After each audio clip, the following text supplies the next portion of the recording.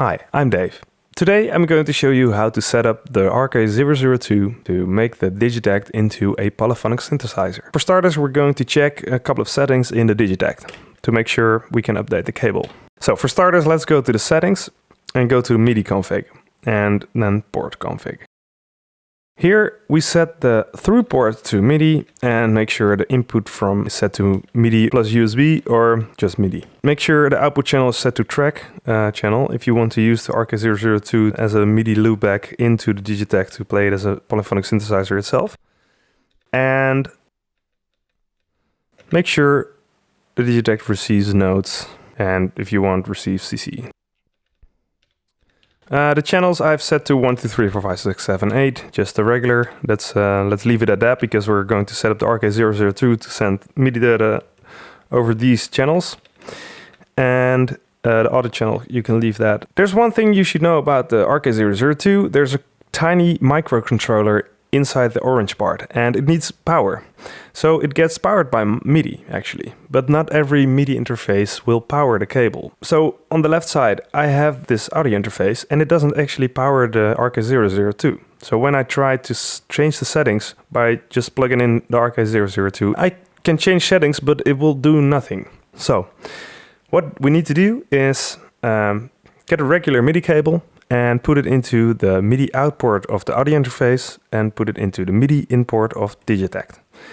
Then we take the RK002, the black part of the RK002, and put it into the MIDI through port of the Digitakt.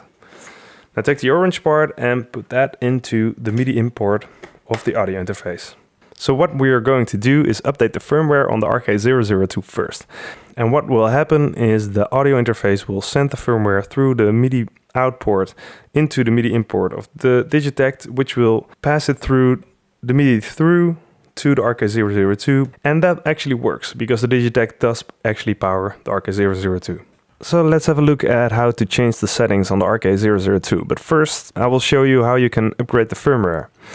So navigate to retrokits.com/RK002/updater. The link is also in the description for you to click on.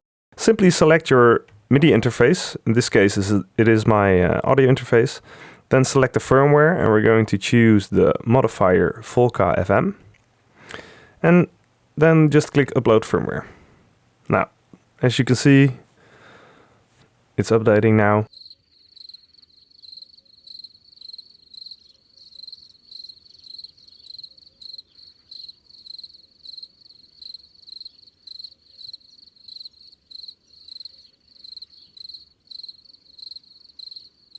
And there we go, it's updated. So that's all there is to it really.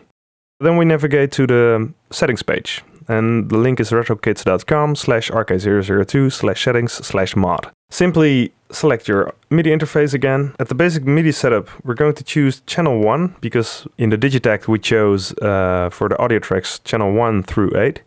So the main channel is going to be channel 1 and Polymux, which is where it spreads each key you press over the different channels, is going to be set at 7. So now we have set the cable so that you play a note and it begins at channel 1 and then after each following note it will choose a different MIDI channel.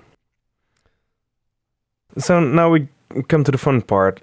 So we can choose which continuous controller we're going to choose for different things we output from the MIDI keyboard. So pitch wheel, mod wheel, velocity mapping, aftertouch mapping, and key track mapping. Simply grab the Digitakt user manual and check the appendix for MIDI CC numbers you need.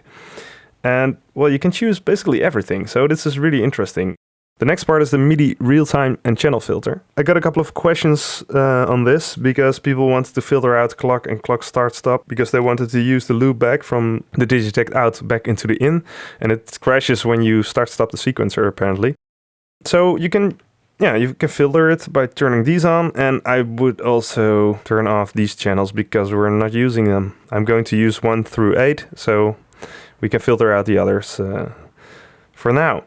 So this is all there is to it, and you would think that there's maybe a button that says it is updated or update, but you are in real time editing the parameters on the cable right now. So Every setting I change right now is set on the cable. Make sure you connect the cable the way I explained earlier in the video, then you can be sure that the cable is set the right way. So that's it for now. Enjoy your new polyphonic synthesizer, and if you enjoyed this video or found it useful, please leave a like and subscribe to my channel if you want to see more videos like this. So, see you next week. Bye.